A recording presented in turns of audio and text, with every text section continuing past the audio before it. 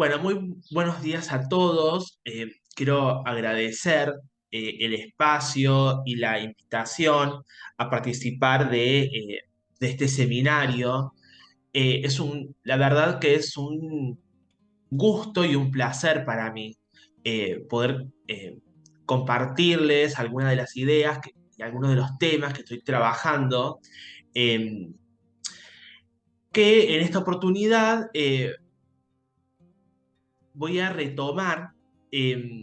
algunas de las cuestiones que ya fueron planteadas en la clase anterior por la profesora Alicia Lo Deserto, donde ella trabajó el tema del Estado plurinacional, lo contextualizó y lo definió para poder obtener algunas implicaciones sobre sus posibilidades prácticas. Pero puntualmente en esta oportunidad yo me voy a focalizar en un aspecto puntual del Estado plurinacional y en una de las demandas centrales de las naciones y de los pueblos indígenas originarios campesinos, que justamente es la autonomía indígena, que es un derecho reconocido en la Constitución Política del Estado, aprobada por referéndum en el año 2009, y que es considerado como eje transversal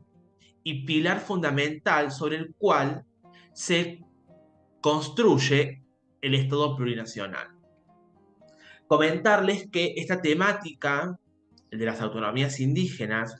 la estoy abordando en el marco de mi tesis doctoral y en los trabajos de investigación que estoy desarrollando en el equipo de trabajo junto a Ana Rocchietti y a Alicia Lo Deserto. Eh, de manera sintética, la estructura o el esquema de la clase será en un primer momento hacer una síntesis histórica de lo que uno podría considerar la sublevación indígena por la autonomía y el autogobierno, eh, para luego mostrarles de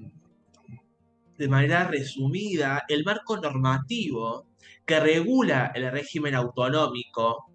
en el país a partir del año 2009, cuando fue aprobada la nueva constitución, para después mostrarles eh, un caso puntual de autonomía indígena, que es el de Racaipampa. Y por último, dejar abiertos algunos interrogantes y esbozar una posible hipótesis de trabajo. Eh, si nosotros seguimos, según el planteo de García Linera, Bolivia es un país que nació negando su realidad social y su protagonista central, que es el indio, y considera que es un país que dejó en pie estructuras coloniales que consagraban prestigio, propiedad y poder en función del color de piel, del apellido, del idioma y del linaje.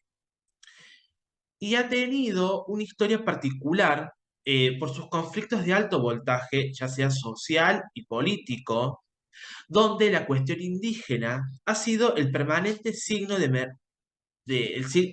emergente de la confrontación y ha logrado resistir como identidad del país. Es por eso que podríamos decir que la historia de los pueblos indígenas se caracteriza por su lucha por la autonomía y por la resistencia ante el despojo y la explotación, ya sea durante el periodo colonial o durante la era republicana. Y es común su condición de alteridad y marginación frente al proyecto de Estado-Nación que ha sido imaginado por una minoría criolla mestiza. Y es por eso que las luchas eh, emprendidas por los pueblos indígenas no cesaron desde justamente la instauración de la colonia. Em, Voy a hacer una síntesis histórica a partir de un planteo, creo yo, muy interesante, elaborado por el viceministro de Autonomías de Bolivia, que fue entrevistado, que lo pude entrevistar en el año 2019, en donde él considera que podríamos, que hay momentos claves en la historia de Bolivia en donde estos proyectos de autonomía, autogobierno y autodeterminación estuvieron muy presentes. Y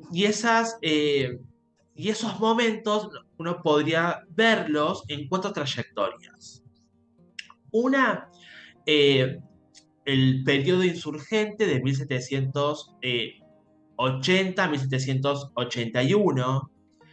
Otro ya a finales del siglo XIX, que es el levantamiento de Pablo Zárate Vilca en 1899. A mediados del siglo XX, el catarismo indianista, y hacia finales del siglo XX, en la década de los 90 y principios del siglo XXI, el movimiento marxista.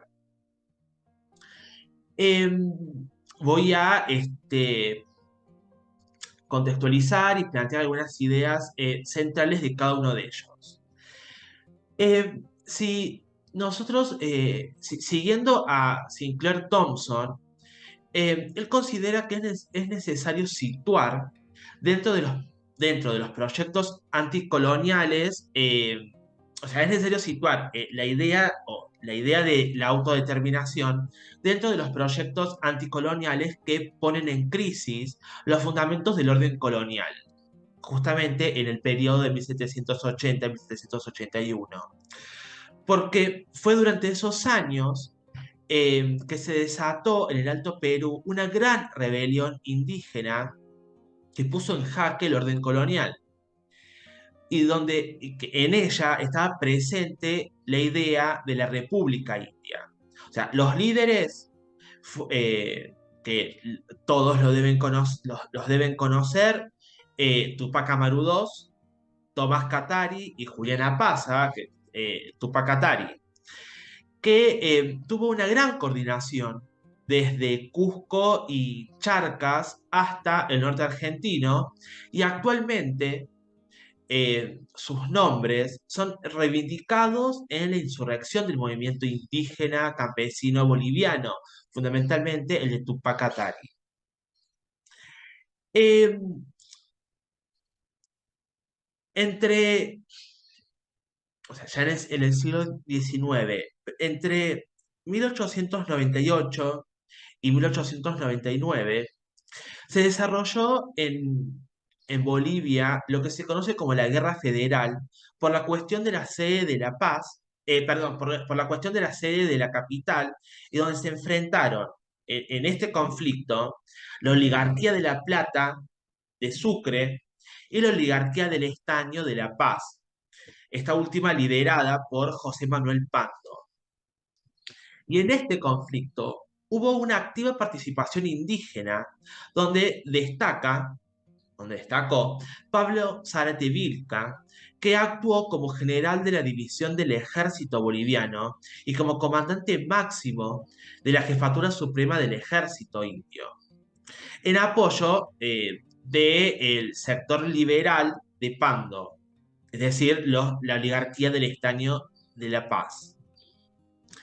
En 1899 se produjo la sublevación indígena bajo el liderazgo de Zárate Vilca. Y entre las causas principales de este levantamiento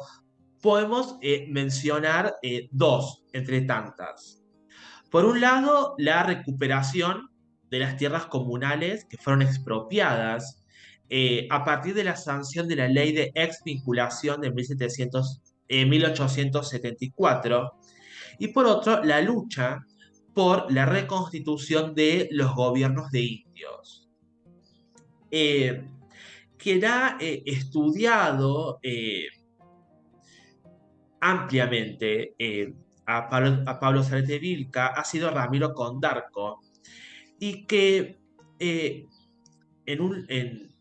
libro que ya tiene algunos años, Ramiro Condarco afirma, y lo leo textual, que fue la permanente necesidad de emancipación en los distintos planos de la actividad colectiva del indio, necesidad súbitamente agravada y puesta en acción en la segunda mitad del siglo por la creciente ofensiva del latifundio contra la tierra comunitaria, la fuerza que dio lugar al estado de subversión en el que le cupo vivir a la población aborigen hasta el estallido de la guerra civil. Y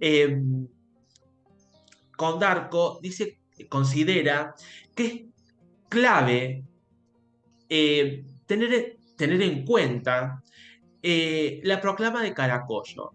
La proclama de Caracollo es un documento que toma la forma de un manifiesto, y fue donde Pablo Sartevilca plasmó su programa, exigiendo la restitución de las tierras de origen y la conversión de las fincas en comunidades, y, textualmente, el sometimiento de las castas dominantes a las nacionalidades de origen y la reconstitución de un gobierno de indígenas. Y es allí, o sea, de allí, que los objetivos centrales de Sartevilca uno los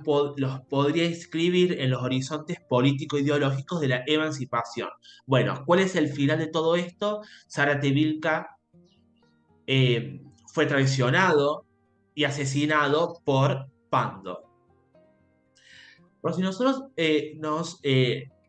si entramos al siglo XX, en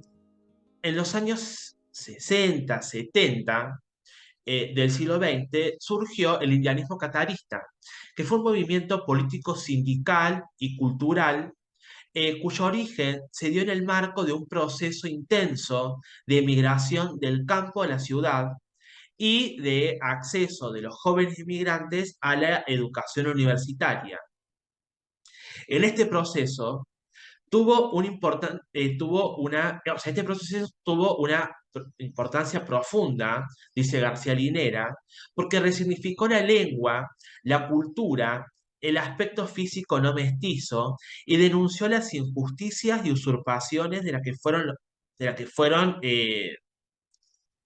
los indígenas desde la conquista española,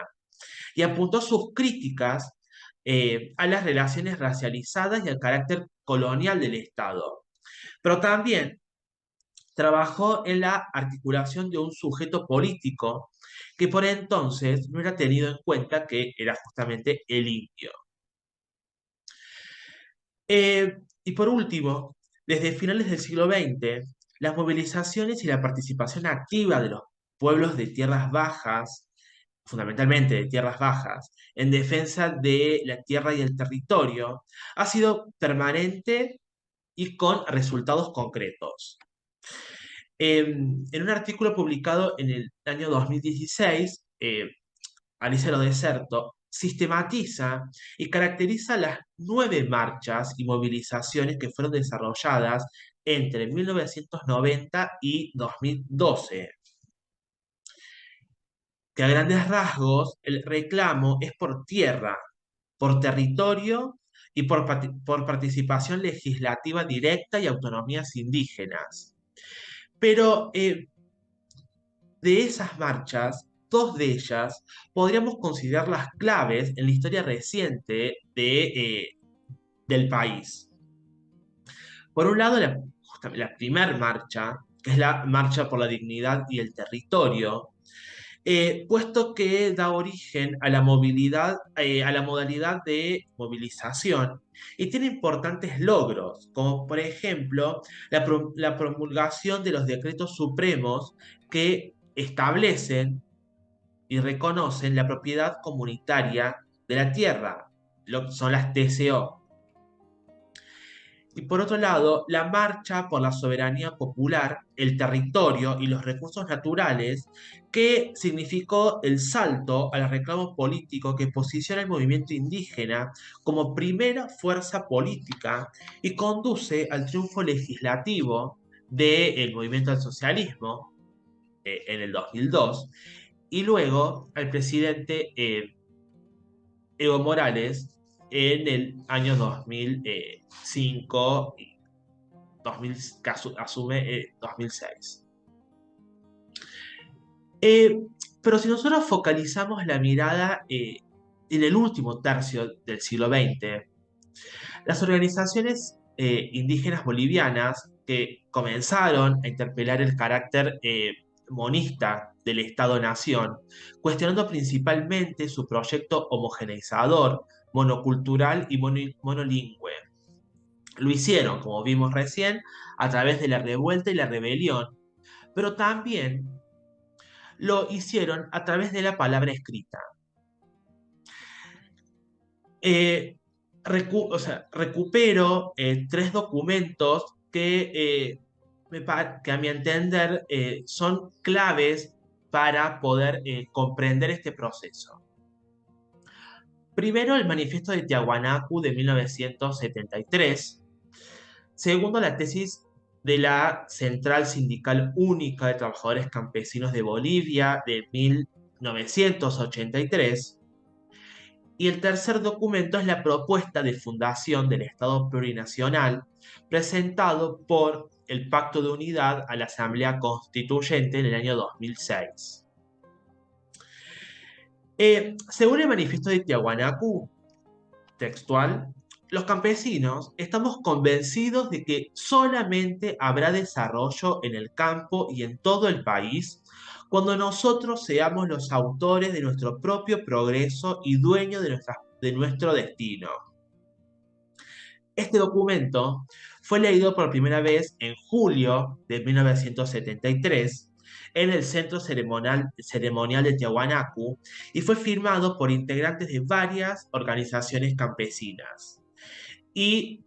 con probable intervención de sacerdotes de la Iglesia Católica.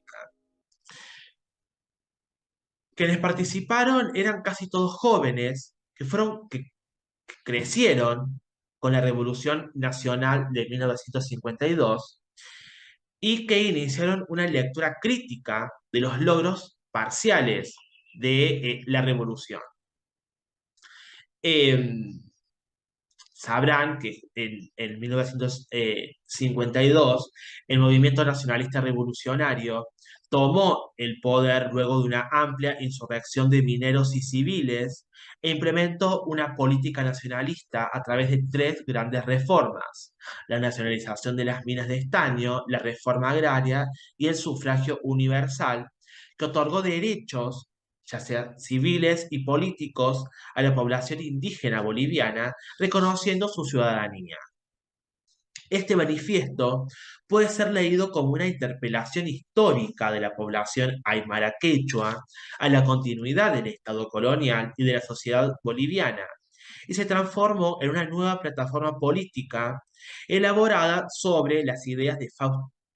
que Fausto Reinaga expuso en el manifiesto del Partido Indio de Bolivia de 1970 y en la tesis india de 1971. Eh, Podríamos considerar a este documento como la manifestación pública del catarismo indianista al que hice referencia hace un ratito. Eh, por una década más tarde, en junio de 1983, se publicó la tesis política elaborada en el segundo Congreso Nacional de la Central Sindical Única de Trabajadores Campesinos de Bolivia. Este documento plantea que la dominación colonial inauguró una larga etapa de exclusión de los pueblos de la estructura de poder político y económico, anulando toda forma de autodeterminación. Y por ello afirman en este documento que los campesinos son legítimos dueños de esas tierras y son la semilla de donde ha nacido Bolivia, pero son tratados como desterrados en su propia tierra. En ese sentido, proponen la construcción de una sociedad plurinacional y pluricultural que mantenga la unidad del Estado y combine y desarrolle la diversidad de las naciones. Y dice textualmente este documento: somos herederos de grandes civilizaciones. También somos herederos de una permanente lucha contra cualquier forma de explotación y opresión. Queremos ser libres de una sociedad sin explotación ni opresión, organizada en un Estado plurinacional que desarrolle nuestras culturas y auténticas formas de gobierno propio. Y por último, el tercer documento, em, que es la propuesta de fundación del Estado plurinacional, fue presentado en agosto del 2006 por las organizaciones indígenas, originarias, campesinas y de colonizadores reunidas en el Pacto de Unidad a la Asamblea Constituyente. O sea, es su propuesta de fundación del Estado plurinacional. Y allí describen a este nuevo Estado como un modelo de organización política para la descolonización de las naciones y los pueblos, para alcanzar la vida plena, para el vivir bien y garantizar todos los derechos y el bienestar de todos los bolivianos, basado en autonomías indígenas, originarias y campesinas. Y definen a las autonomías como la condición y el principio de libertad, lo leo textual, de nuestros pueblos y naciones como categoría fundamental de descolonización y autodeterminación. Está basada en principios fundamentales y generadores que son los motores de la unidad y la articulación social, económica y política al interior de nuestros pueblos y naciones con el conjunto de toda la sociedad, y se enmarca en la búsqueda de la construcción de la vida plena bajo formas propias de representación, administración y propiedad de los territorios. La Asamblea Constituyente retomó algunas de las demandas planteadas y las plasmó en la Constitución Política del Estado, que entró en vigencia en 2009. Pero como podemos ver, muchas de esas demandas en realidad son de larga data y fueron el pilar fundamental del movimiento indígena del país.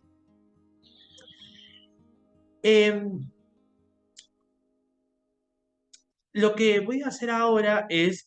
sintetizarles y mostrarles cuál es el marco normativo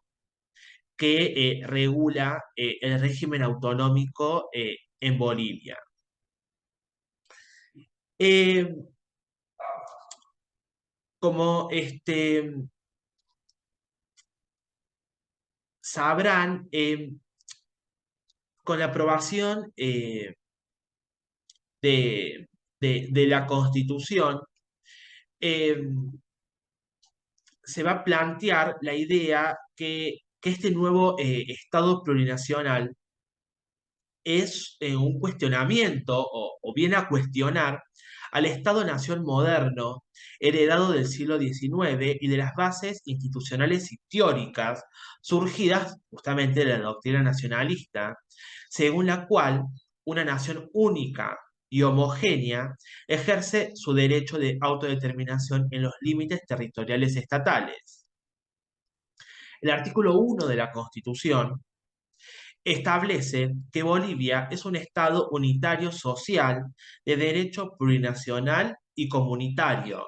intercultural, descentralizado y con autonomías, fundado en la pluralidad y el pluralismo político, económico, jurídico, cultural y lingüístico. Por lo que La plurinacionalidad implica la coexistencia de múltiples naciones con derechos a la autodeterminación, y su fundamento está en el artículo 2 de la Constitución,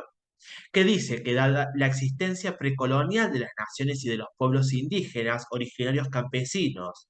y su dominio ancestral sobre los territorios, se garantiza su libre determinación en el marco de la unidad del Estado, que consiste en sus derechos a la autonomía, al autogobierno, a su cultura, al reconocimiento de sus instituciones y a la consolidación de sus entidades territoriales. Entonces, uno podría pensar eh, que esta situación implicaría que el Estado abandona el papel de ser el único y principal generador de la cultura y aquel que impulsa los procesos de construcción nacional para dar paso a la posibilidad de que varias naciones que ocupan un territorio se creen a sí mismos y en procesos de negociación,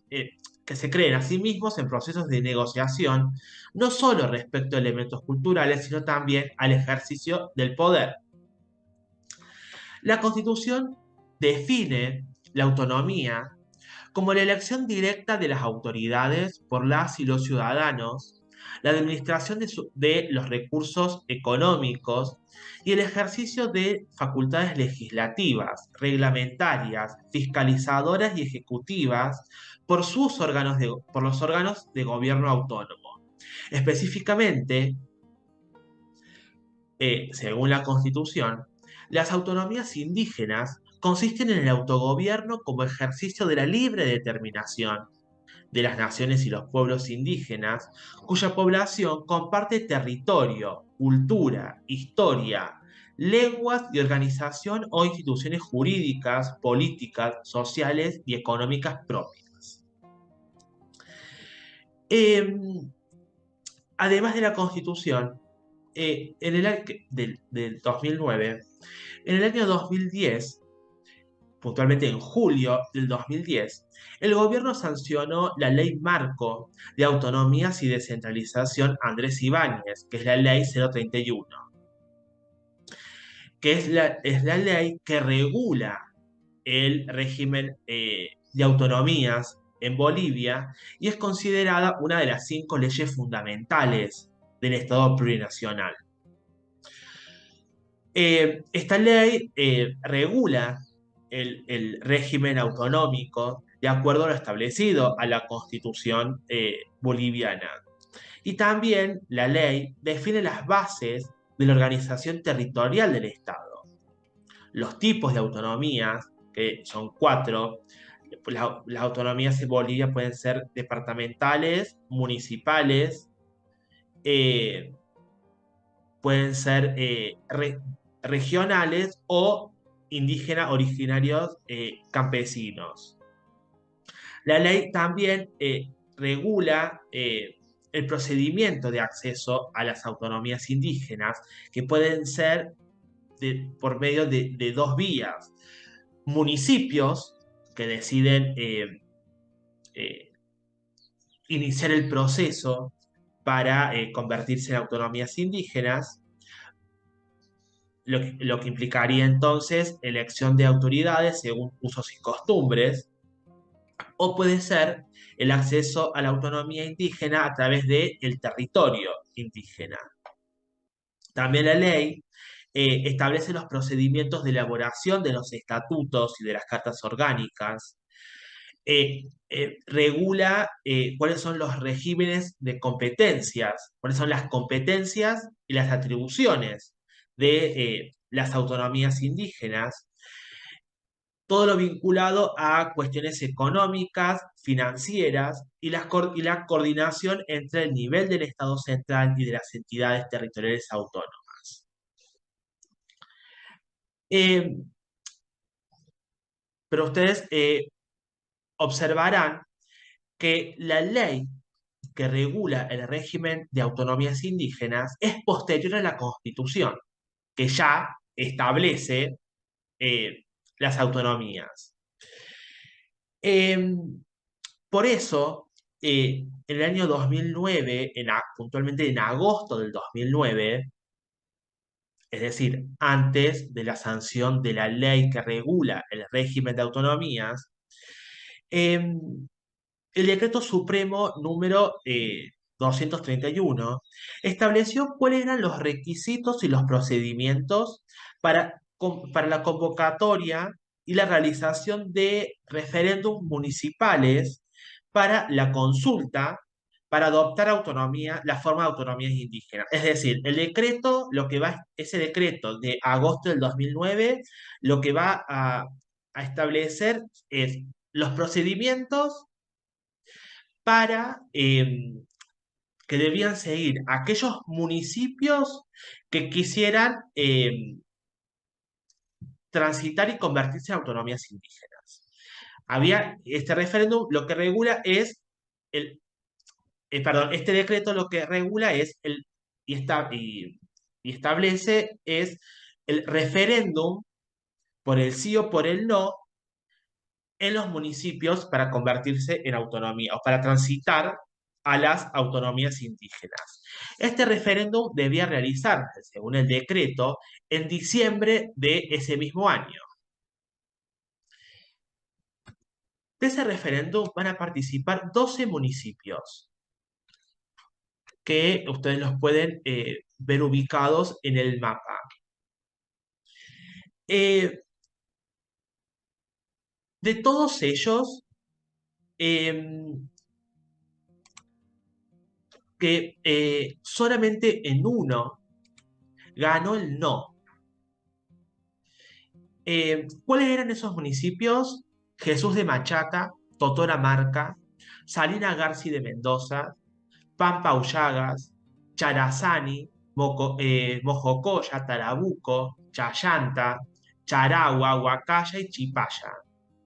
En esos 11 ganó el sí.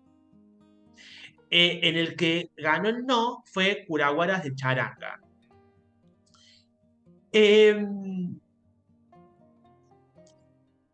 Estos 11, donde ganó el sí,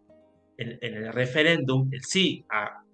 iniciar los trámites para la autonomía indígena, fueron donde comenzaron el proceso, pero solo 3 de ellos, que son los que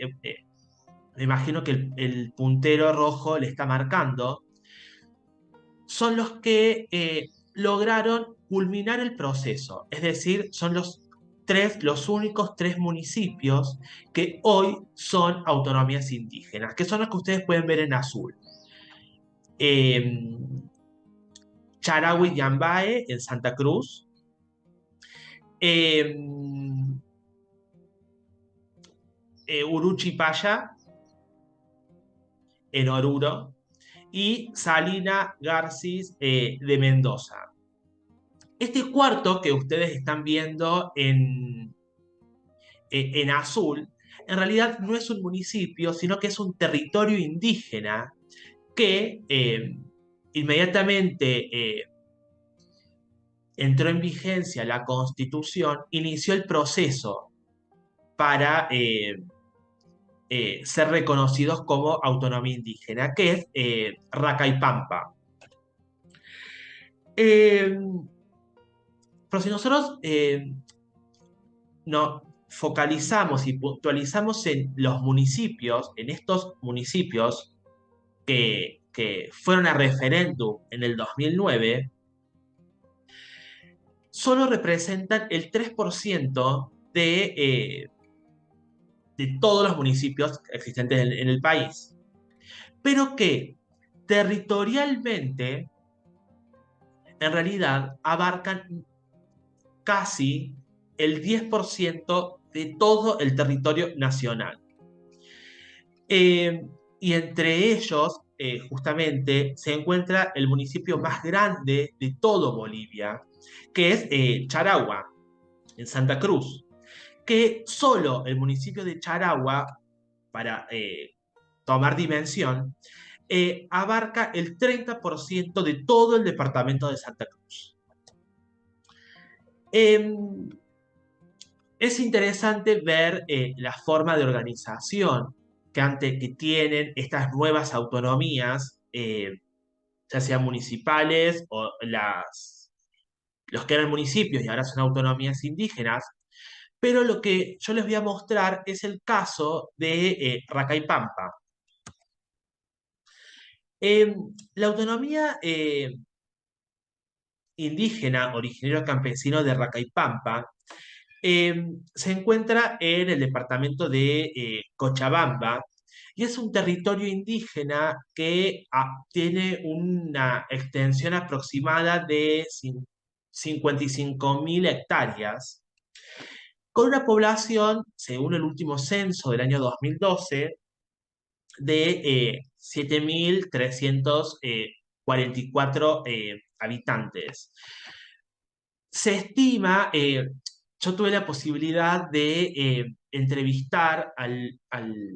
quien fue la primera autoridad autonómica, es decir, la primera autoridad del gobierno indígena de Racaipampa,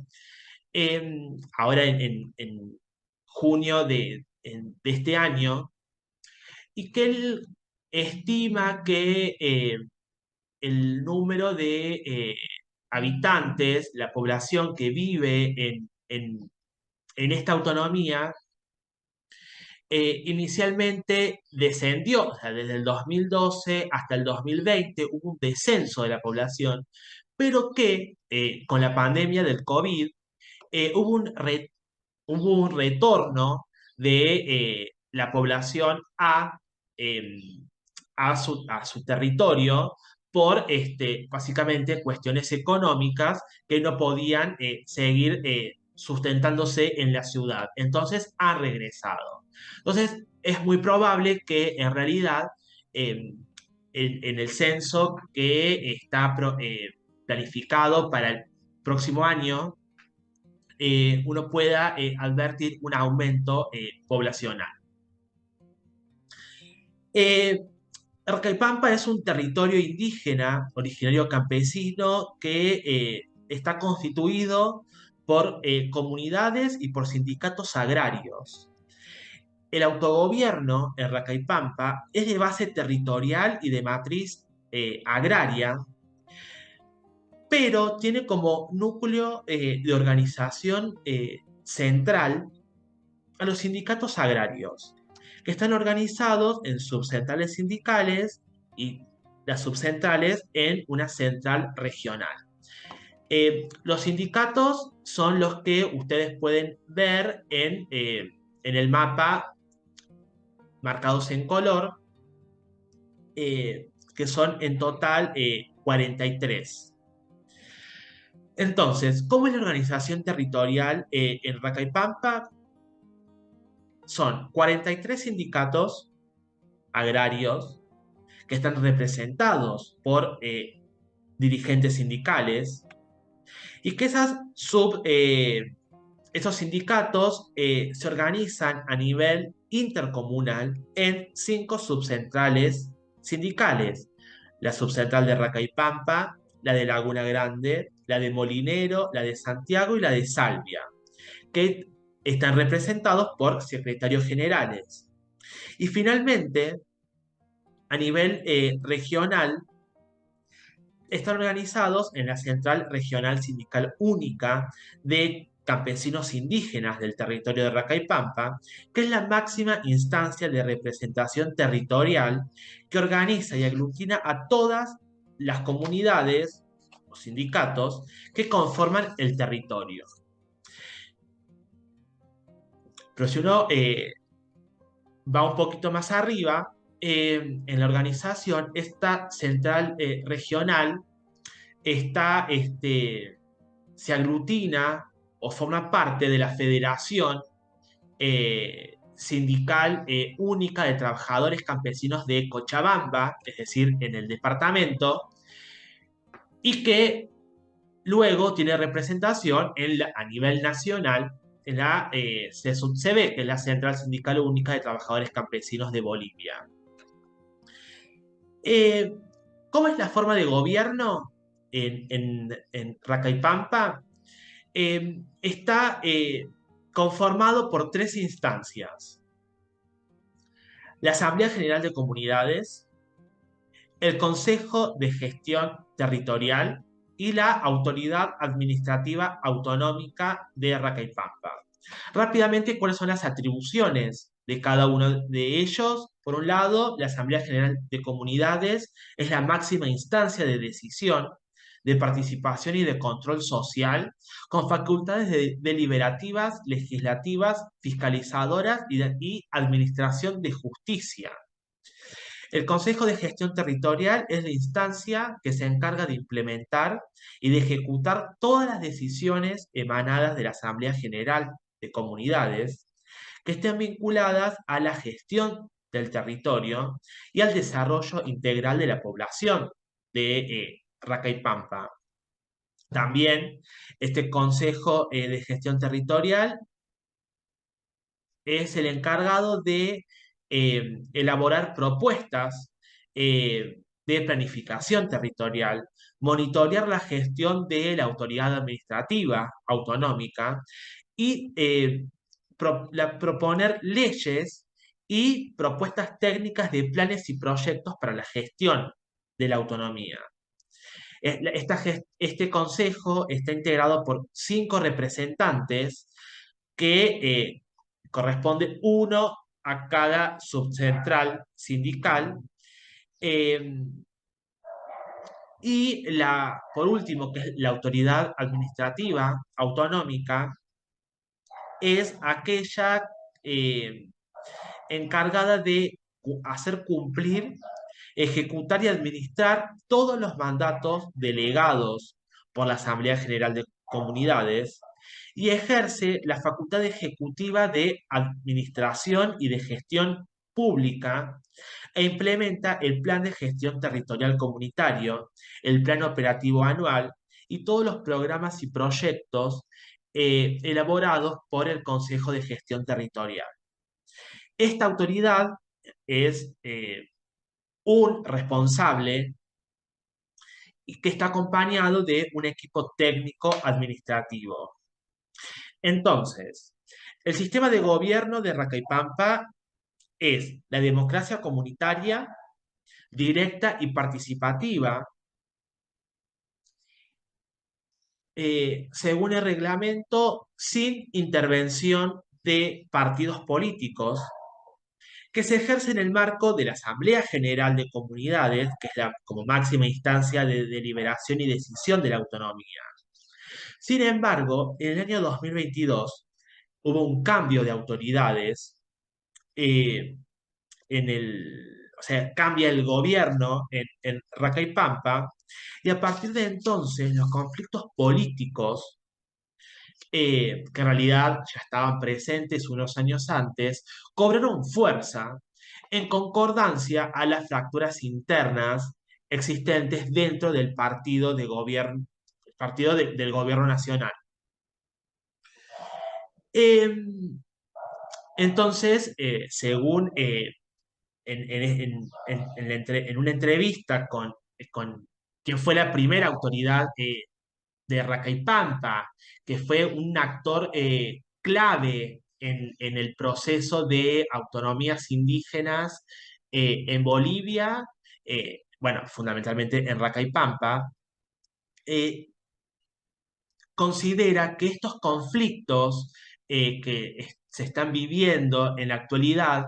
en el territorio, en realidad ponen en riesgo el derecho sí, el derecho a la autonomía y a la autodeterminación de los pueblos indígenas. Según eh, Sofía Cordero Ponce, el Estado plurinacional está sustentado en 2 pilares. Por un lado, y para ir cerrando, por un lado, esos pilares son la democracia intercultural y el otro, como mencioné al inicio, las autonomías indígenas. Pero si esto es así, habría que preguntarse por qué a casi 15 años de la aprobación de la nueva Constitución Política del Estado y a 10 o más un poco más de 10 años de la Ley 031, que es la Ley Marco de Autonomías y Descentralización, la conformación y la consolidación de autonomías indígenas está retrasada. Solo se ha logrado, hay 4 gobiernos indígenas autónomos, y en algunos casos, que es en la mayoría de estos municipios que yo mostré en el mapa, se encuentra paralizada, el proceso está paralizado. Y para cerrar, solo dejaré planteado una posible hipótesis eh, de trabajo para indagar. Que ante esa pregunta, uno la respuesta la podría encontrar en la política de gobierno de, del movimiento al socialismo en sus 3 mandatos, del 2006 al 2019, que a mi modo de ver, se caracterizó por ser ambivalente y contradictoria. Ambivalente y contradictoria, creo que por lo menos en 2 cuestiones. Por un lado, en su política de desarrollo basada en el extractivismo y en donde las mayores o las fuentes de, fundamentalmente en la explotación de hidrocarburos, que se encuentran justamente en su mayoría en estos territorios o municipios indígenas que tienen la intención de ser autonomías indígenas, es decir, manejar sus territorios de manera autónoma, pero por otro lado, eh, en la necesidad del gobierno de mantener el control político e ideológico en los municipios rurales, que como mencioné hace un instante, la autonomía indígena, o mejor dicho, la democracia comunitaria, según lo establecido en el reglamento, implica la no participación de partidos políticos. Entonces, eh, el acceso y la conformación de autonomías indígenas en municipios rurales podría significar la pérdida del control político por parte del gobierno o del partido de gobierno. Bueno, dejo esta cuestión planteada y abierta, a la que se puede seguir indagando y, y problematizando. Bueno, agradezco el tiempo, la escucha, y quedo dispuesto a cualquier pregunta que quieran hacer en el Classroom. Muchas gracias.